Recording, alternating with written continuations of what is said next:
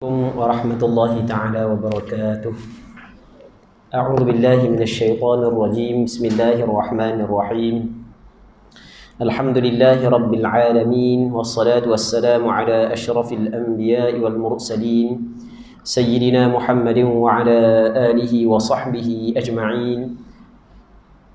اللهم رب اشرح لي صدري ويسر لي أمري واحلل عقدة من لساني يفقه قولي، ولا حول ولا قوة إلا بالله العلي العظيم. اللهم انفعنا بما علمتنا وعلمنا ما ينفعنا وعلمنا ما جهلنا وذكرنا ما نسينا. اللهم يسر ولا تعسر، رب تمم بالخير. اللهم افتح علينا فتوح العارفين، وفقنا توفيق الصالحين. اللهم لا سهل إلا ما جعلته سهلا، وأنت تجعل الحزن إذا شئت سهلا. Yang dikasihi Tuan Pengurusi Surau SKJ, Ahli Jawatan Kuasa, Imam-imam, Bilal-bilal, Muslimi Muslimat yang dirahmati oleh Allah Subhanahu wa Ta'ala. Alhamdulillah, sama-sama kita memanjatkan kesyukuran kehadrat Allah Subhanahu wa Ta'ala kerana pada malam yang mulia ini masih lagi dapat kita bertemu dalam majlis ilmu. Kita berdoa kepada Allah Subhanahu wa Ta'ala agar majlis ilmu yang kita adakan pada malam yang mulia ini diberkati oleh Allah Subhanahu wa Ta'ala. Biasanya kita baca kitab Mastikah Hadis Rasulullah sallallahu alaihi wasallam. Tapi secara kebetulan hamba nak tunggu rumah saat ni cari tak jumpa kitab. Lama sangat berhenti kuliah. Sampai tak jumpa cari kitab. Apa mana tu tak tahu. Jadi hamba pun kata nak awal ni. Jadi hamba pun kebetulan tengok ada buku soal jawab fiqh ibadat korban, fiqh ibadat bab solat, solat musafir, jenazah, zakat dan puasa. Hak yang hamba tulis sendiri. Hamba kata tak apa, baca hak ni amalan ni. Baik. Jadi insya-Allah kita akan cuba membaca beberapa benda soalan dan jawapan daripada buku ni. Di buku ni sebenarnya hamba tulis betul adalah sahabat-sahabat hak yang dihimpun balik, diedit semula, lepas tu dia cetak. Dia cetak lebih kurang ni dia cetak 3 jilid. Dia gambar-gambar ada 3 jilid lagi hak yang belum dicetak. Ni jilid yang kedua. Baik, insya-Allah kita akan baca daripada buku ni lah. Dan kalau pada penghujung kuliah kita buka soalan. Dah ni kan soal jawab ni kan. Jadi takut ada kemusykilan boleh ajukan soalan. Lepas daripada ni kita akan buka sekejap. Muslimi muslimat yang dirahmati oleh Allah Subhanahu wa Ta'ala. Jadi soal jawab fiqh ibadat bab solat. Okey. Soalan benarkah melihat jari telunjuk yang diangkat ketika tahiyat awal dan tahiyat akhir hukumnya sunat? Jadi ada soalan yang pernah diajukan kepada hamba. Cuma soalan ni mungkin soalan yang diajukan dulu ada sedikitlah berbeza. Maksudnya ni dia edit dah sikit soalan ni, dia comel ayat. Dan ada hak yang orang Terengganu dia tanya bahan ayat Terengganu je. Kalau berang bahan ayat, kalau berang gitu je. Jadi kita dah beki-beki pun. Pakai tok gitu je dalam soal jawab. Cuma jawapan itulah kita beki sikit ayat. Jadi soalannya masa kita semayang, kita tahiyat. Kita tahiyat tu ada orang kata sunat kita tengok pada jari. Okey, betul ke hukum sunat kita tengok pada jari masa kita semayang? Okey, insya-Allah nanti kita akan tengok bagaimanakah jawapannya. Muslimin muslimat yang dirahmati oleh Allah Subhanahu wa Ta'ala. Sembahyang ni pandangan mata kita, apa hak yang dituntut adalah kita pandang pada tempat sujud. Okey, itu secara umum. Secara umumnya ketika kita sembahyang dituntut kita pandang pada tempat sujud.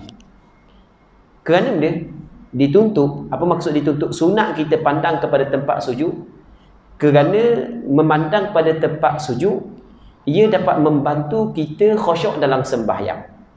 Kita hak jenis memang dak khusyuk dah. Tengok ngata rawa pula, habis masuk dalam kepala otak belaka dalam sembahyang, mikir habis dalam sembahyang. Tengok dinding, balik teringat nak buat dinding gini di rumah. Tengok kapek, balik nak tukar kapek di rumah. Tengok jadah, tengok tu, tengok ni. Jadi mata kita kalau tengok banyak ni, banyak benda yang akan masuk dalam pemikiran kita, maka menyebabkan tidak ada khusyuk dalam sembahyang. Sedangkan hati kepada sembahyang, roh kepada sembahyang adalah khusyuk. Dan semakin tinggi khusyuk kita dalam sembahyang, semakin banyak khusyuk kita sembahyang, semakin tinggi pahala ganjaran yang diberikan kepada kita. Baik. Jadi dalam sembahyang, mata kita dituntut kita pandang kepada tempat sujud. Itu secara umumnya. Namun di dalam tasyahud, ketika kita kata illallah, sunat kita memandang kepada jari telunjuk. Dalam sujud, dalam ketika kita tasyahud, sama ada tasyahud awal ataupun tasyahud akhir, ketika kita kata illallah, asyhadu an la ilaha illallah, kita angkat sikit jari, kita tengok kepada jari telunjuk. Sunat kita tengok kepada jari telunjuk. Supaya berhimpun mentauhidkan Allah Subhanahu wa taala perkataan kita. Sebab perkataan kita asyhadu an la ilaha illallah, aku bersaksi tidak ada Tuhan melainkan Allah. Itu kalimah tauhid. Mulut kita, tangan kita, hati kita dan mata kita berhimpun 4 anggota di dalam mentauhidkan Allah ketika kita kata illallah. Sebab itulah sunat kita pandang kepada jari telunjuk. Baik. Dia hak ni kita kena sebut jugalah. Muslimin muslimat yang dirahmati oleh Allah Subhanahu wa taala. Masa kita tahiyat, sunat kita letak begitu jari kita. Sebenarnya ada pandangan yang kata jari ibu letak sini, ada yang pandangan letak sini. Tak apalah lagu mana pun. Gini pun tak apa, gini pun tak apa. Ni hak sunat. Kalau tak buat gini, dah sampai ke batas semayang, cuma tak boleh balalah dia. Dia tak gini pun tak apa, gini pun tak apa. Lepas tu masa dia akad saat itu, illallah dia akad dalam keadaan dia belok sikit. Gitu. Jangan gitu. Dia tak sunat gitu. Dia kena belok sikit. Biar masih lagi tunjuk ke arah kiblat. Jangan sampai ke atas. Asyhadu an la ilaha illallah. Sampai ke atas. Tunjuk langit dulu. Lepas tu tak sunat gitu. Jadi mesti sunat masih lagi tunjuk kepada depan. Dia kena akad dalam keadaan condong sedikit. Masa kita akad illallah tu, kita akad illallah, kita tengok. Dan kekalkan akad sehingga kalau untuk tasyahud yang pertama sehingga kita bangun, dan kekalkan akad hingga kita bagi salam untuk tasyahud akhir. Itu hak yang dituntut. Jawapan hak yang ambil jawab, ya benar. Sunat melihat jari telunjuk yang diangkat ketika tahiyat awal dan juga akhir. Hukum ini berdasarkan kepada beberapa dalil seperti berikut.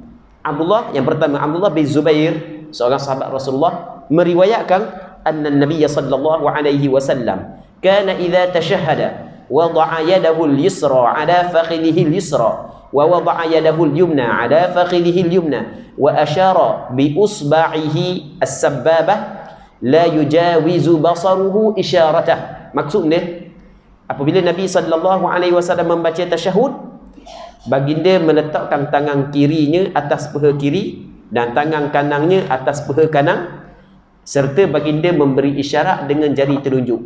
Pandangan mata baginda tidak melampaui isyarat jari telunjuk tersebut. Pandangan mata Rasulullah tidak melampaui isyarat jari telunjuk. Maksudnya memandang kepada jari telunjuk. Baik, hadis ini diriwayat oleh Imam Ibn Hibban dan Imam Ibn Khuzaimah di dalam kitab sahih bagi keduanya. Dijelaskan dalam kitab Mughnil Muhtaj. Mughnil Muhtaj adalah satu kitab fiqh mazhab Imam Syafi'i yang dikarang oleh Khatib Asy-Syirbini. Lebih kurang dalam 5 jilid kitab ni. Katanya, wastathna minan nadhari ila mawdi'is sujudi halat at-tashahhud. Ataupun wastuthniya minan nadhari ila mawdi'is sujud halat at-tashahhud fa inna as-sunnata idza rafa'a musabbihatahu alla yujawiza basaruhu isyaratahu zakarah. Maksudnya, dikecualikan dari pemandang kepada tempat sujud ketika tahiyat. Ini kerana yang sunnahnya apabila diangkatkan jari telunjuk ketika tahiyat, pandangan matanya tidak melebihi isyarat jari telunjuk tersebut. Baik, lihat jari sehingga bila? Kita tengok jari itu masa kita asyhadu an la ilaha illallah. Sampai bila kita tengok jari?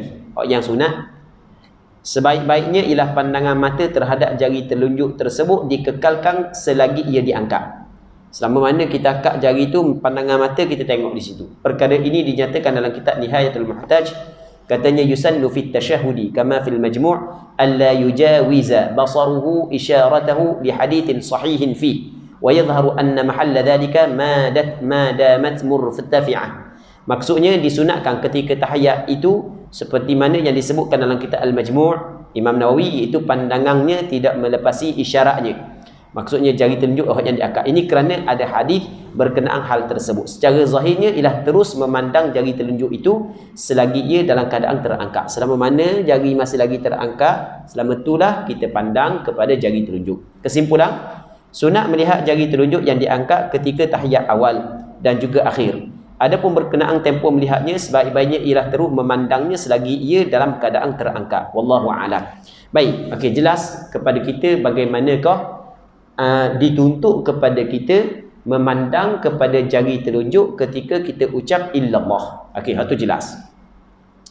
Okey, soalan yang kedua berkenaan dengan masalah terlajak bangun tanpa tahiyat awal. Kita ni dalam sembahyang kadang-kadang banyak ingat benda yang tidak sakok paut dengan sembahyang. Akhirnya ada beberapa rukun sembahyang, ada beberapa perbuatan sembahyang kita tertinggal, kita tak ingat. Baik, soalan ni, saya solat berjemaah bersama keluarga di kampung. Ketika itu adik saya terlajak bangun pada rakaat ketiga tanpa duduk tahiyat awal bersama imam. Persoalannya, apa yang perlu dilakukannya? Adakah duduk semula membaca tahiyat atau menunggu imam sambil berdiri? Okey, soalan dia jelas. Jadi makmum gaduh daripada tu imam. Tu imam orang tua, makmum orang muda. Tu imam Allahu Akbar, roknya bangun berdiri. Tu imam baru duduk tasyahud awal. Baik, okey, lagu mana perbuatan tersebut? Bagaimana cara untuk dia lakukan? Adakah dia perlu tunggu tu imam dalam keadaan berdiri ataupun kena turun semula? Okey, tengok. Menurut pandangan mu'tamad, pandangan yang dipegang dalam mazhab Imam Syafi'i, makmum yang terus berdiri dan tertinggal tahiyat awal kerana terlupa, sedangkan imam duduk membaca tahiyat awal, maka wajib bagi makmum tersebut untuk duduk semula sebagaimana imam. Jika dia tidak melakukan demikian, maka batal solatnya. Jadi kita kalau tu imam tahiyat awal, tiba-tiba kita terlupa, silap bangun tinggal tahiyat awal. Tu imam duduk tahiyat awal, kita terlupa bangun. Maka apa yang diwajibkan kepada kita, duduk semula. Wajib kita kena turun semula, duduk tahiyat awal mula. Kalau kita tak duduk, malah nak duduk dah bangun-bangun dah, belah-belah bangun biar tunggu tu imam, tak boleh, batal sembahyang. Sebab apa? Sebab apabila makmum telah mengikat sembahyang dia dengan sembahyang imam, maka wajib dia kena ikut imam. Kita apabila kita jadi makmum, kita telah mengikatkan perbuatan sembahyang kita dengan perbuatan sembahyang imam, maka wajib kita kena ikut imam. Nabi SAW bersabda, innama ju'ilal imam liyutamma bih. Sesungguhnya dijadikan imam supaya diikuti. Jadi mesti kena ikut tu imam. Jadi apabila makmum saat itu bangun tanpa disengajakan, dia tertinggal tahiyat awal, tu imam baca tahiyat awal, maka wajib kepada makmum tu duduk. Adapun hukum tersebut berbeza dengan makmum yang sengaja meninggalkan tahiyat awal, sedangkan imam duduk membaca tahiyat awal. Bagi situasi ini tidak wajib bagi makmum itu duduk semula sebagaimana imam. Adapun kembali duduk adalah sunat baginya. Dia lain. Dia kalau sengaja makmum tak mau baca tahiyat awal, tu imam baca, sengaja makmum tak baca tahiyat awal, perbuatan tu salah. Perbuatan tu salah, tapi ia tidak membatalkan sembahyang. Dia kalau tu imam buat tahiyat awal, makmum tak buat, salah. Cuma kalau sengaja makmum tinggal saat itu, ia tidak membatalkan sembahyang. Dia masih lagi tidak membatalkan sembahyang. Walaupun tidak membatalkan sembahyang, apa yang dituntut kepada makmum, turun semula, sunat turun semula. Okey, ada kala wajib makmum turun semula, ada kala sunat makmum turun semula. Bila wajib? Ketika makmum meninggal tahiyat awal secara terlupa. Bila sunat? Ketika makmum tinggal tahiyat awal dengan sengaja. Tu imam baca tahiyat awal, dia sengaja tak ambuh baca tahiyat awal, dia pun bangun. Hak terlupa ni gini, dia bangun, masa bangun tidak ingat. Siapa sini? Oh, tu imam duduk. Tu wajib kena turun. Tapi dia sengaja tengok tu imam duduk, dia pun bangun juga. Biar malah nak baca. Perbuatan tu salah. Salah perbuatan tersebut, tapi dia tidak membatalkan sembahyang. Dia bukan cuma menyalahi imam, berselisih dengan imam, tidak ikut imam, bukan semua batal sembahyang. Ada kala tak batal, ada kala batal. Baik. Perkara ini dijelaskan dalam beberapa kitab seperti berikut. Kitab dalam kitab Bushrul Karim, Syarah Muqaddimah Al-Hadramiyah. Ini nama kitab Fiqh Mazhab Imam Syafi'i. Semua teks kitab Arab belaka. Halaman 350 menyebut, wa in tashahhada al-imam wa qama al-ma'mum sahwan lazimahu al-'aud fa in lam ya'ud batalat salatuhu aw 'amdan lam tabtul salatuhu bi taqaddumi. Jika imam membaca tahiyat awal sedangkan makmum berdiri kerana lupa, maka wajib bagi makmum untuk kembali duduk seperti mana imam. Jika makmum tidak kembali duduk, maka batal solatnya. Adapun berdiri secara sengaja tanpa membaca tahiyat awal sebagaimana imam, maka tidak batal solat makmum tersebut walaupun dia mendahului imam. Dalam kitab Minhajul Qawim, Syarah Muqaddimah Al-Hadramiyah, karangan Imam Ibn Hajar Al-Haytami, halaman 159 menyebut, wa in tashahhada al-imam wa qama al-ma'mumu sahwan lazimahu al-'aud wa illa batalat salatuhu aw 'amdan lam tabtul salatuhu bi'adami li'annahu intaqala ila fardin akhar wa huwa al-qiyam wa yundamu lahu al-'aud khurujan min khilafi man awjaba. Maksudnya, jika imam membaca tahiyat sedangkan makmum berdiri kerana terlupa, tidak baca tahiyat tinggal, maka wajib bagi makmum untuk kembali duduk seperti mana imam. Jika makmum tidak kembali duduk, maka batal solatnya. Adapun berdiri secara sengaja tanpa membaca tahiyat awal sebagaimana imam, sedangkan imam baca tahiyat awal, dia sengaja tak mau baca tahiyat awal, maka tidak batal solat makmum tersebut walaupun dia tidak kembali duduk semula. Ini kerana dia telah berpindah kepada rukun yang lain, iaitu rukun qiyam. Namun disunatkan baginya untuk kembali duduk agar dapat keluar daripada khilaf ulama yang mewajibkannya. Jadi di sana ada ulama kata tetap wajib dia kena duduk, berlaku khilaf. Maka pandangan yang muktamad kata tak wajib duduk. Cuma sunat duduk untuk meraihkan pandangan yang mengatakan wajib duduk. Kesimpulan, bagi makmum yang telajak bangun ketika imam membaca tahiyat awal kerana terlupa, maka wajib baginya untuk duduk semula sebagaimana imam. Jika dia tidak melakukan demikian, maka batal solatnya. Adapun jika makmum itu sengaja meninggalkan tahiyat awal sedangkan imam duduk membaca tahiyat awal, maka tidak wajib bagi makmum untuk duduk semula sebagaimana imam. Juga dibolehkan baginya untuk kekal berdiri sambil menunggu imam selesai tahiyat awal. Tapi hak yang comelnya dia turun semula. Baik, muslimin muslimat yang dirahmati oleh Allah Subhanahu wa taala. Dia dalam bab tahiyat awal, kita kena tambah sikit lagi ya. Di tahiyat awal gini, kalau tu imam buat, tak wajib makmum buat. Maksud dia tak wajib makmum buat, kalau makmum tak buat, tu imam buat tahiyat awal, makmum tak buat, dia tidak batal sembahyang makmum. Tu maksud tak wajib. Bukanlah maksud tak wajib boleh buat gitu, bukan. Perbuatan makmum tu salah. Tapi bukanlah mesti semua benda yang salah dilakukan oleh makmum membawa kepada batal sembahyang makmum, tak semesti. Okey, makmum dia tidak tu imam baca tahiyat tapi dia tidak baca tahiyat, maka tak batal sembahyang makmum. Jadi kalau tu imam buat tahiyat, makmum tak buat, tak batal. Tapi kalau tu imam tinggal, makmum buat, batal sembahyang. Dia lain. Bab tahiyat, kalau tu imam tinggal, makmumnya pergi baca tahiyat. Jadi tu imam tinggal, makmum baca tahiyat, maka ketika tu batal sembahyang makmum. Kerana teruk menyalahi. Dia telah melakukan sesuatu benda yang imam tak buat. Dan nampak jelas perbezaan di antara penambahan yang dilakukan oleh makmum sedangkan imam tidak buat perkara tersebut. Baik. Muslimin muslimat yang dirahmati oleh Allah Subhanahu wa taala. Kaifiat memberi salam sambil berpaling atau sebelumnya. Kita bagi salam tu sambil berpaling ataupun sebelum. Ada orang pak kita, Assalamualaikum warahmatullahi. Assalamualaikum warahmatullahi. Ada orang gitu. Ada orang Assalamualaikum warahmatullahi. Assalamualaikum warahmatullahi. Okey, kita nak tahu bagaimana hak yang betul, hak yang benar, hak yang disebut oleh ulama-ulama muktabar bagaimana. Sebab kadang-kadang kita ni semayang, kita banyak ikut orang. Kita tak belajar molek, kita banyak ikut orang. Baik. Jadi orang buat gitu, kita buat gitu. Lepas tu orang yang kita ikut pula, dia ikut orang pula, dia ikut orang pula, dia tengok orang gitu, tengok orang gitu, tak? Padahal yang dia tengok saat itu orang hak yang dak belajar juga. Jadi akhirnya buat sesuatu dalam sembahyang menyalahi apa hak yang patut, hak yang sebenar, hak yang menjadi sunnah. Jadi bagaimana cara kita beri salam? Sambil berpaling atau sebelum daripada berpaling? Okey, soalannya antara berikut, yang mana kau paling tepat? Pertama, memberi salam terlebih dahulu, kemudian baru berpaling ke kanan dan kiri. Kedua, berpaling ke kanan dan ke kiri sambil memberi salam. Okey, ambil jawab. Secara asasnya, hukum berpaling ke kanan ketika memberi salam pertama dan ke kiri ketika memberi salam kedua adalah sunnah. Atau kita kena faham asas dulu. Jadi bermakna kalau orang tu dok pusing kanan, dok pusing kiri. Assalamualaikum warahmatullahi, Assalamualaikum warahmatullahi, maka sembahyang dia sah.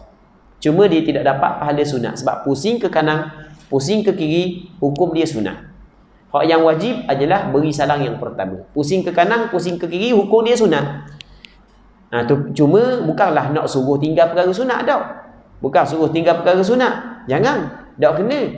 Kita belajar, kita nak beramal. Bukan kita nak tinggalkan dah benda hak yang tak wajib, tak apa, tak payah buat. Bukan begitu. Hak tu salah. Ada sebahagian orang, dulu masa tak belajar, pakai tudung labuh. Oh, comel pakai tudung labuh. Dan belajar, jadi tudung sikap. Oh, dia kata tak apa, asalkan tutup aurat. Tak apa. Tudung sikap ada sekarang. Dulu, jangguknya sipang. Oh, sipang boleh janggut. Lepas belajar, oh, mazhab Imam Syafi'i kata tak wajib sipang janggut. Sunat sipang janggut. Menyerah habis janggut. Jadi hak tu sebenarnya dah comel begitu. Kita belajar ni kita nak beramal. Bukan kita nak cari benda yang lebih mudah kita belajar ni. Muslimin muslimat yang dirahmati oleh Allah Subhanahu wa taala. Jadi pusing ke kanan ketika kita bagi salam, pusing ke kiri ketika kita bagi salam, hukum dia sunnah. Dengan maksud kalau kita nak buat sekalipun tetap sembahyang kita sah. Kita maksud dia, cuma tak dapat pahala. Baik. Dia tak dapat pahala ni bagi orang yang mampu buat tapi dia tak buat. Tapi kalau orang tu tak mampu buat, ada keuzuran, dia sakit tekak, dia nak buat. Kalau dia sakit tekak, dia pusing kanan ke kiri, maka tetap dapat pahala. Tetap dapat pahala. Di sana ada hadis kata Nabi sallallahu alaihi wasallam, "Idza maridal 'abdu aw safara." Apabila seorang hamba sakit ataupun dia bermusafir. Dia sakit ataupun dia bermusafir, maka dia akan diberi pahala. Kutiba lahu ma kana ya'malu sahihan muqima. Akan ditulis, diberi pahala kepada dia benda yang dia beramal, dia buat ketika dia sihat dan ketika dia bermuqim. Jadi kita apabila kita bermusafir, maka banyak benda yang kita tak boleh nak buat. Nak jaga sembahyang jemaah tak boleh sebab kita sibuk dengan bermusafir. Tapi masa kita duduk kampung, kita jaga semua sembahyang jemaah. Maka ketika kita bermusafir, walaupun kita tidak buat sembahyang jemaah, tetap dapat pahala jemaah. Itu maksud dia. Jadi ketika kita sakit, banyak benda kita tak boleh nak buat. Nak pergi masjid tak boleh, nak atur tak boleh, nak ni tak boleh.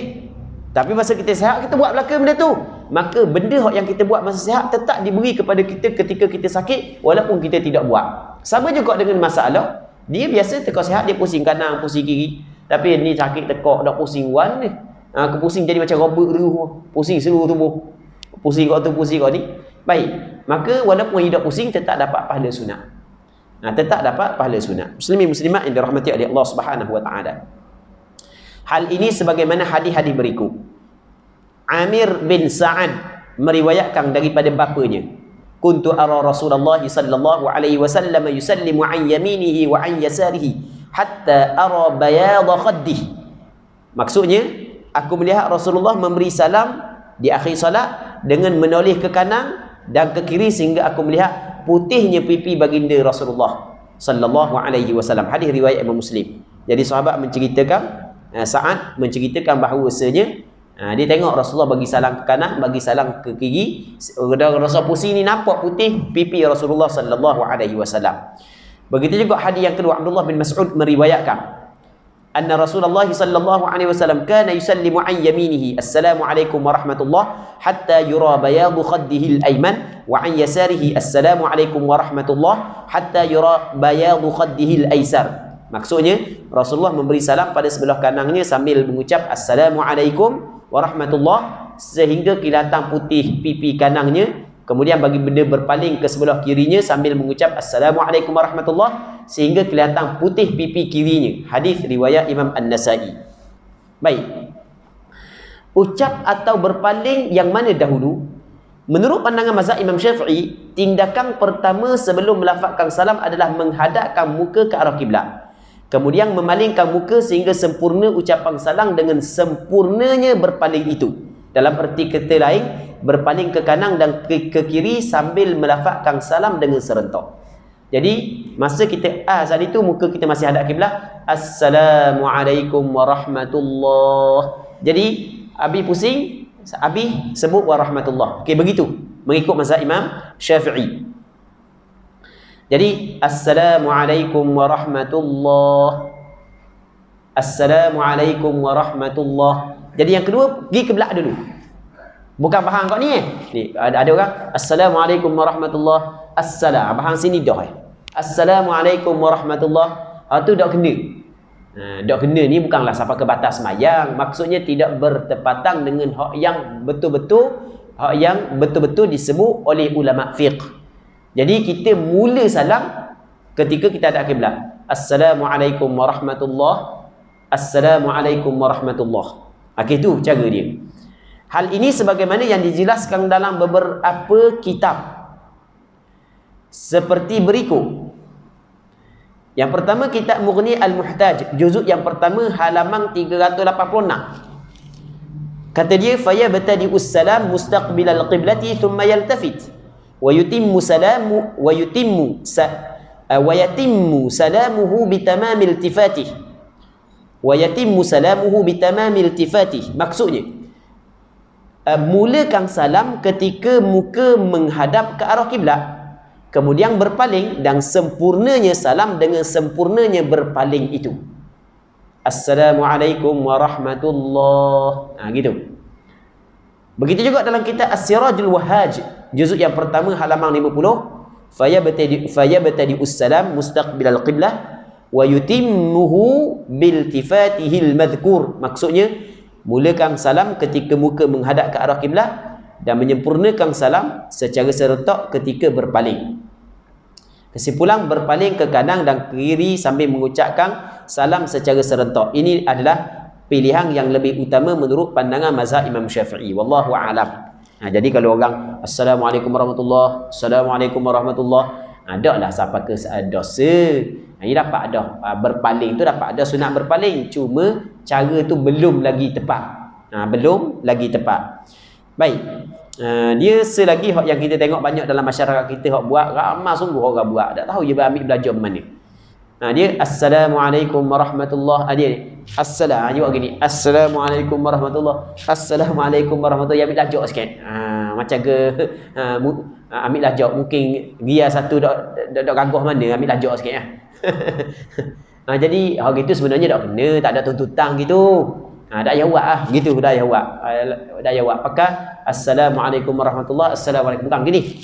Assalamualaikum. Bukan gitu, bukan. Hak tu dak tahu ambil mana hak gitu. Hak tu dak kena dah. Muslimin muslimat yang dirahmati oleh Allah Subhanahu wa taala. Soalan yang keempat, beri salam selepas salam kedua imam. Okey, itu soalan dia. Sebagai makmum, bagaimana tertib sebenarnya untuk memberi salam jika solat berjemaah? Adakah selepas salam kedua ataupun salam pertama imam? Saya sedia maklum bahawa salam pertama adalah rukun dan salam kedua hanyalah sunat. Cuma berkenaan tertibnya saya keliru. Ini sebenarnya soalan ni lain. Cuma orang sahabat hamba hak yang cetak buku ni, ketika dia edit balik soalan ni gini ceritanya. Ada seorang orang ngajukan soalan kepada hamba, ada seorang ustaz selebriti yang mana dia kata dia mari di Patah Timur, dia tengok orang Patah Timur ni semayang ni makmum bagi salam setelah daripada salam kedua imam. Dia kata tak betul gitu, salah gitu. Ada kena orang Patah Timur gitu. Ni muda ada ni ustaz-ustaz Patah Timur aja gitu. Gitu dalam video dia. Dan orang kata video dia kamera tu orang minta menjawab. Baik. Dia kata tak kena gitu. Dia hak yang betulnya makmum kena bagi salam selepas daripada salam imam. Ini orang Patah Timur kan dia buat gitu. Dan beberapa kali dia buat benda yang sama. Sebenarnya apa hak yang dikabur saat itu tidak betul sebenarnya. Benda hak yang dikabur adalah silap. Hak yang betul bagaimana? Nanti kita tengok hak yang betul. Okey, ni jawapan apa? Jawapan ni panjanglah sikit, muslimin muslimat yang dirahmati oleh Allah Subhanahu Wa Taala. Jawapannya, para ulama mazhab Syafi'i berselisih pandangan dalam menentukan kadar waktu yang lebih afdal, dalam menentukan waktu yang lebih afdal bagi makmum untuk memberi salam selepas salam imam. Jadi maksudnya ulama mazhab Imam Syafi'i berselisih pandangan. Ada pandangan yang mengatakan sunat makmum ataupun afdal makmum memberi salam selepas daripada salam pertama imam. Ada pandangan yang mengatakan sunat makmum memberi salam selepas daripada salam kedua imam. Sebahagian daripada mereka berpendapat bahawa lebih afdal bagi makmum memberi salam setelah salam kedua imam, manakala sebahagian yang lain pula berpendapat sunat mengucapkannya setelah salam pertama imam. Tapi kena ingat, khilaf dalam masalah ni mengikut ulama mazhab Imam Syafi'i adalah khilaf yang lebih afdal. Bukan khilaf di antara betul ataupun tidak. Kadang-kadang khilaf di antara betul tak buat gini. Ada kata betul, ada kata tak. Ni bukan khilaf di antara betul ke tak. Kedua-dua pandangan tersebut mengatakan boleh makmum bagi salam selepas daripada salam pertama imam dan boleh makmum salam bagi salam selepas daripada salam kedua imam. Hak tak boleh tu imam tak bagi salam ni bahan dah. Tu tak boleh. Jadi nak bagi salam lepas daripada salam pertama tak apa, lepas daripada salam kedua tak apa. Cuma ulama khilaf, mana comel? Comel mana? Selepas salam pertama imam ke selepas salam kedua imam? Ini berlaku khilaf dalam mazhab Imam Syafi'i. Baik. Imam Nawawi menjelaskan dalam kitab Al-Majmu' Syarah Muhadzab. Imam Nawawi dalam kitab Majmu' dia Syarah Muhadzab, dia jelaskan, dia kata yang bagi lil ma'mum an yusallima ba'da salamil imam. Qala al-Baghawi yustahabbu alla yabtadi as-salam hatta yafrugha al-imamu min at-taslimatain. Wa qala al-Mutawalli yustahabbu an yusallima ba'da faraghi al-imam min at-taslimati al-ula. Wattafaqu ala annahu yajuzu an yusallima ba'da faraghi al-imam min al-ula wa innamal khilafu fil afdal. Cuba tengok apa yang disebut oleh Imam Nawawi. Imam Nawawi adalah ulama muktabar, ulama yang dijadikan rujukan. Imam Nawawi adalah ulama yang dijadikan rujukan, seorang ulama yang alim dalam bidang hadis dan alim dalam bidang fiqh. Baik, hendaklah makmum memberi salam setelah salam imam. Okey, makmum kena bagi salam lepas dari salam imam. Imam Al-Baghawi, kata Imam Nawawi, Imam Baghawi, seorang ulama sebelum daripada Imam Nawawi, berkata disunatkan bagi makmum tidak memulakan salam sehinggalah imam selesai mengucap dua salam. Jadi Imam Baghawi dikata lepas daripada tu imam selesai dua salam, barulah makmum bagi salam. Manakala Imam Mutawalli, juga seorang ulama besar sebelum daripada Imam Nawawi, berkata disunatkan bagi makmum memberi salam setelah imam selesai salam pertama. Namun para ulama sepakat mengatakan boleh bagi makmum memberi salam setelah imam selesai mengucapkan salam pertama. Lepas daripada salam pertama, boleh dah makmum bagi salam. Sepakat ulama. Sesungguhnya perselisihan itu berlaku pada perkara mana yang lebih afdal, bukan di antara betul ataupun tidak. Jadi kalau kata tak betul, hak tu memang salah. Hak tu memang hak yang kata tidak betul tu sebenarnya tidak betul. Muslimin muslimat yang dirahmati oleh Allah Subhanahu Wa Taala. Maka hamba pun mari pula dalam kitab-kitab yang lain. Di samping itu terdapat banyak juga nukilan di dalam kitab fiqh mazhab Imam Syafi'i bahawa afdal bagi makmum mengucapkan salam selepas salam kedua imam. Perkara ini dinyatakan dalam beberapa kitab seperti berikut. Dalam kitab Fathul Mu'in bi syarhi Qurratul Ain menyebut wa an yusallimal ma'mum ba'da taslimatayil imam. Disunatkan bagi makmum memberi salam setelah selesai dua salam imam. Dalam kitab Al-Ghurarul Bahiyah fi Syarhil Bahjah katanya wa yusannu lil ma'mum an yusallima ba'da taslimatayil imam. Disunatkan bagi makmum memberi salam setelah selesai dua salam imam. Dalam kitab Mughnil Muhtaj wa yusannu lil ma'mum alla yusallimal ula illa ba'da taslimatayil imam kama fi at-tahqiq wal majmu'. Disunatkan bagi makmum agar tidak memberi salam pertama melainkan setelah selesai dua salam imam, sebagaimana yang sebut dalam kitab At-Tahqiq dan kitab Majmu'. Kitab Ghayah Al-Bayan Syarah Zubat Imam Ibn Ruslan menyebut wa yusannu lil ma'mum ay yusallima ba'da taslimatay imamih. Disunatkan bagi makmum untuk memberi salam setelah selesai dua salam imam. Jadi pendek kata, banyak sekali dalam kitab mazhab Imam Syafi'i mengatakan makmum sunat bagi salam setelah daripada dua salam imam. Kalulah tu imam bagi satu salam, sebab dia salam yang kedua sunat. Katakanlah tu imam bagi satu salam, Assalamualaikum warahmatullahi, tu imam bagi satu salam saja. Tu imam tidak bagi salam yang kedua. Maka ketika itu tidak ada pilihan bagi makmum melainkan memberi salam setelah daripada salam yang pertama imam. Sebab imam tidak bagi dah dua salam. Tapi jarang berlaku di tempat kita. Mungkin kita kata hampir mustahil. Melainkan kalau tu imam senok perut sangat nak berok lela. Lepas bagi salam pertama tu bangun lalu turun. Tak bagi salam kedua. Okay, mungkin begitu. Tapi kalau dalam keadaan biasa tu imam akan bagi dua salam. Muslimin muslimat yang dirahmati oleh Allah Subhanahu wa taala. Selain ulama mazhab Imam Syafi'i, para ulama mazhab Hambali juga berpandangan sedemikian. Perkara ini seperti mana yang dijelaskan dalam kitab Kasyaful Qina' an Matnil Iqna' menyebut wal aula an yusallima al ma'mum aqiba faraghil imam min at-taslimatain. Itu disebut dalam kitab mazhab Hambali. Yang lebih utama adalah makmum memberi salam setelah imam selesai daripada dua salam.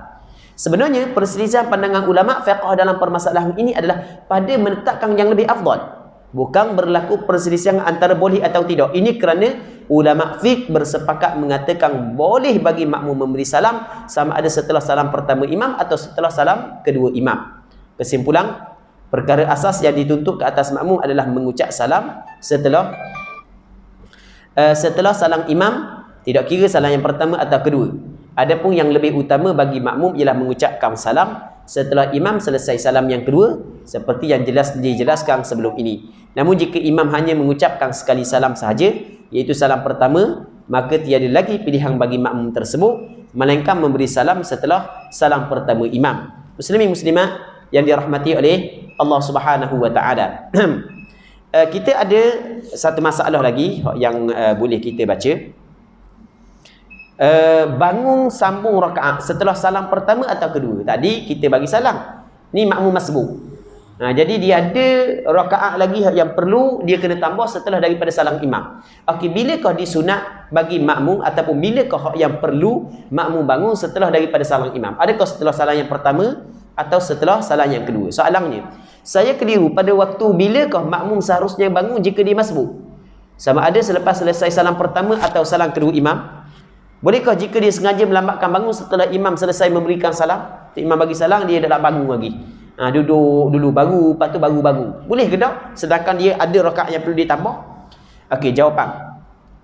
Pilihan yang lebih utama bagi makmum yang masbuk ialah bangun meneruskan rakaat yang berbaki setelah imam selesai mengucapkan salam yang kedua. Jadi makmum sunat dia bangun untuk tambah rakaat setelah daripada tu imam dua salam. Hal ini kerana salam kedua juga termasuk daripada perbuatan salam solat. Perbuatan dalam solat. Jadi salam kedua pun dikira salam masih lagi dikirakan perbuatan solat. Jadi biarlah tu imam selesai belaka dua salam barulah makmum bangun. Namun jika makmum yang masbuk terus bangun meneruskan solat setelah salam pertama imam, ia juga dibolehkan. Jadi boleh buat setelah bangun setelah daripada salam pertama imam, boleh bangun setelah daripada salam kedua imam. Hak yang lebih afdal adalah bangun setelah daripada salam yang kedua imam. Dalam kitab Fathul Aziz Bisyarhil Wajiz, juzuk yang keempat halaman 427, fa'alam anna sunnata an yaquma aqiba taslimatayil imam fa inna thaniyata minas salah wa in lam takun mafruḍah wa yajuzu an yaquma aqibal ula. Maksudnya ketahuilah bahawa sunat bagi makmum untuk berdiri, untuk bangun menambah rakaat selepas selesai dua salam imam. Kerana salam kedua itu juga sebahagian daripada solat, walaupun ia tidak diwajibkan. Namun dia boleh dibolehkan bangun selepas salam pertama imam. Dalam kitab Kanzur Raghibin Syarah Minhajut Talibin, pengarangnya katakan wasunnatu lil masbuq an yaquma aqiba taslimatayil imam wa yajuzu an yaquma aqibal ula. Disunatkan kepada makmum masbuk untuk berdiri selepas dua salam imam, namun harus, maksudnya boleh baginya bangun selepas salam yang pertama. Kitab yang ketiga dalam kitab Hasyiah Al-Bujairimi Alal Khatib, juzuk yang kedua halaman 161, wa yusannu alla yaqumal masbuq illa ba'da taslimatay imamih wa yajuzu ba'da al-ula. Maksudnya disunatkan bagi makmum yang masbuk untuk tidak berdiri melainkan selepas dua salam imamnya, namun harus, maksudnya boleh dia bangun selepas salam pertama. Bagi makmum yang masbuk, jika tasyahud akhir imamnya itu bukan tempat sebenar tasyahud awalnya, maka dia wajib segera bangun setelah salam kedua imam. Kita kan makmum masbuk, kadang-kadang masa tu imam tasyahud akhir, ia adalah tasyahud yang pertama kita. Maksud dari tasyahud yang pertama, kita 2 rakaat sebagai contoh. Kita 2 rakaat, jadi tu imam sembahyang 2 rakaat dah. Jadi kita mari pada rakaat yang ketiga.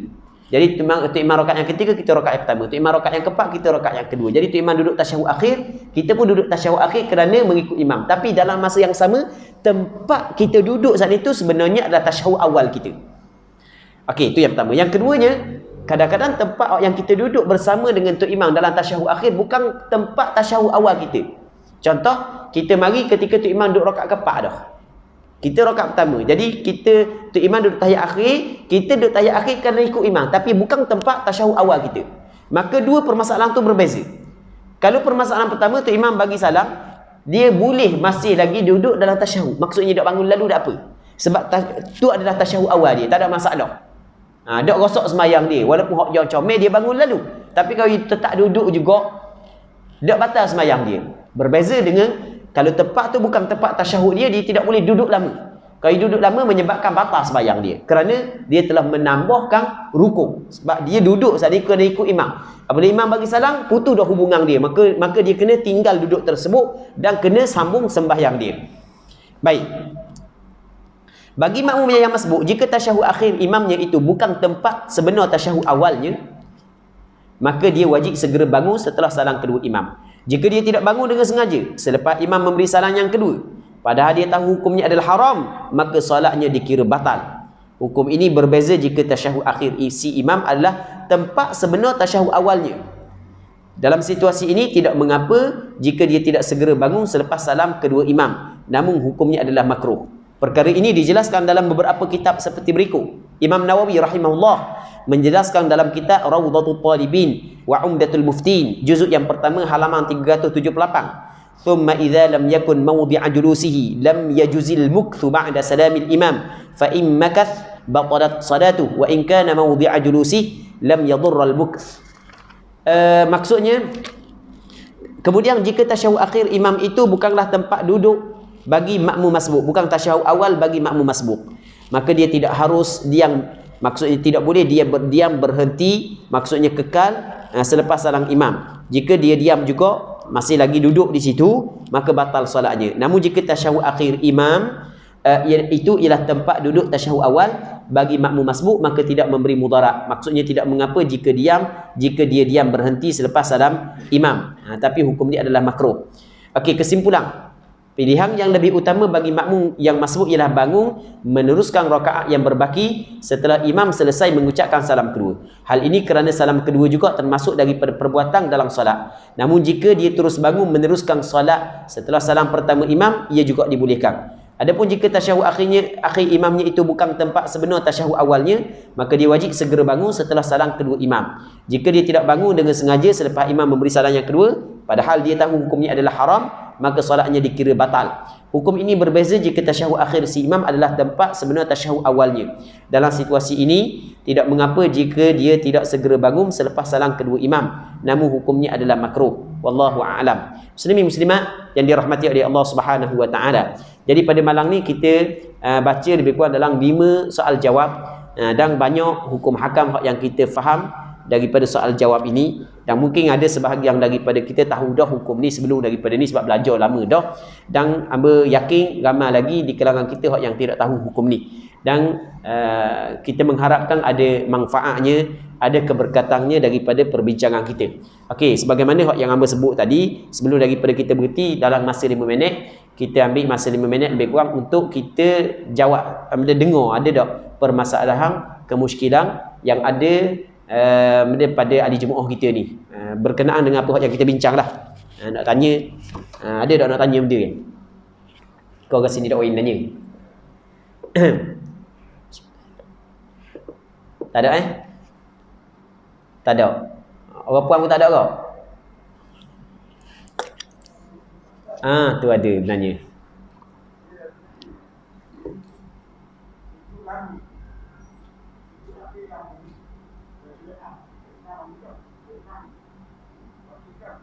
Okey. Anjelah.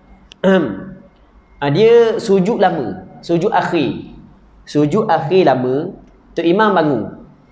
Baik, you duduk gitu lah. Tok Imam bangun dah. Lagu mana hukum? Okey, yang pertama sekali kita kena faham bahawasanya apa yang dituntut kepada makmum adalah mengikut imam. Kata Nabi SAW, innama ju'ilal imam liyutamma bih. Sesungguhnya dijadikan imam supaya diikuti. Jadi perbuatan makmum sujud lama tidak mengikut bangun bersama dengan imam adalah salah. Cuma adakah perkara tersebut membatalkan sembahyang ataupun tidak? Baik. Antara perkara yang membatalkan sembahyang adalah makmum tertinggal daripada imam dengan dua rukun fi'li. Makmum tertinggal daripada imam dengan dua rukun fi'li.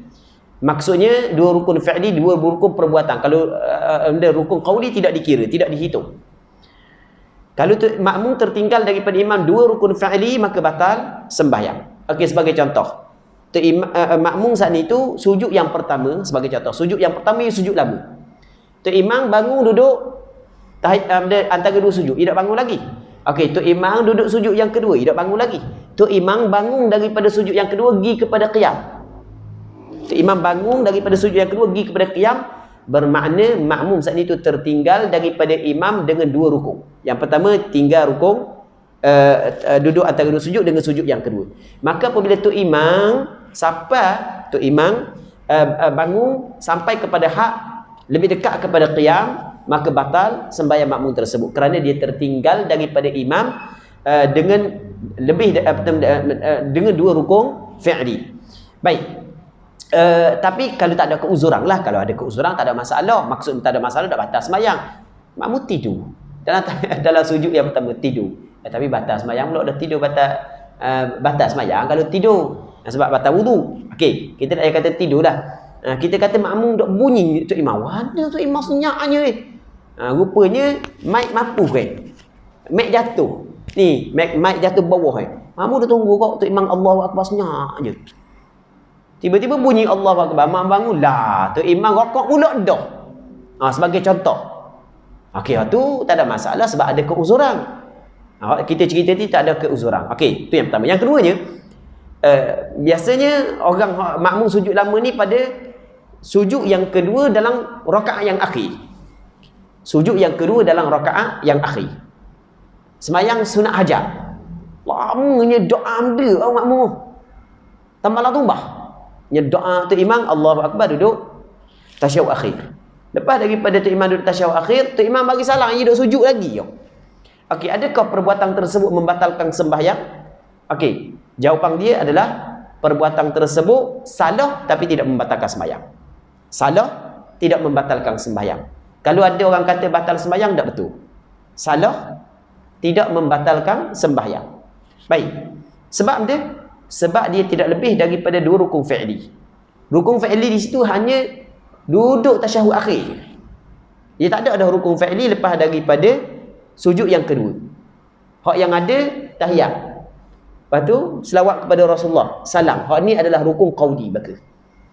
Okey, boleh faham kan? Jelas kan? Baik.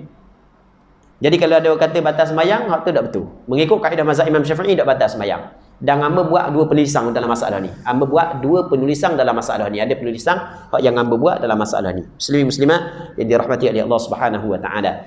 Okey, ada lagi soalan lain? Ada soalan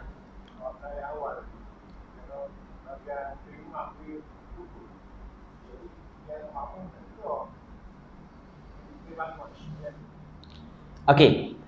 Tahiyat awal hukum dia adalah sunat. Tahiyat awal hukum dia adalah sunat.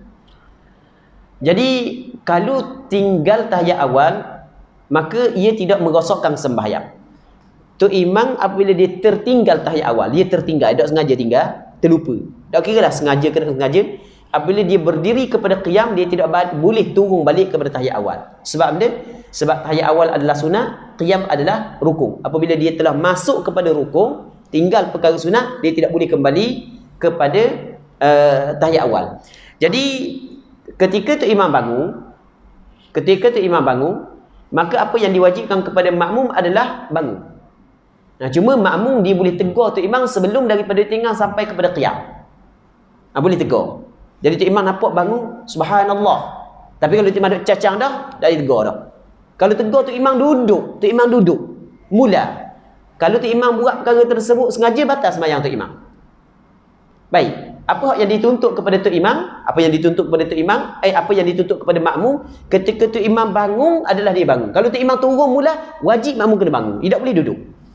Nah, tu kita kena kaedah. Sebab dia, sebab Tok Imam telah melakukan kesilapan. Apabila dia melakukan kesilapan, tidak boleh makmum ikut benda yang imam melakukan kesilapan itu. Okey, jelas kan? Wallahu a'lam. Okey, kalau ada soalan-soalan untuk malam ni sini dululah. Kalau ada soalan-soalan, kita di Terengganu ni, kita ada Jabatan Mufti Terengganu. Lepas tu Jabatan Mufti Terengganu dia ada buat klinik hukum.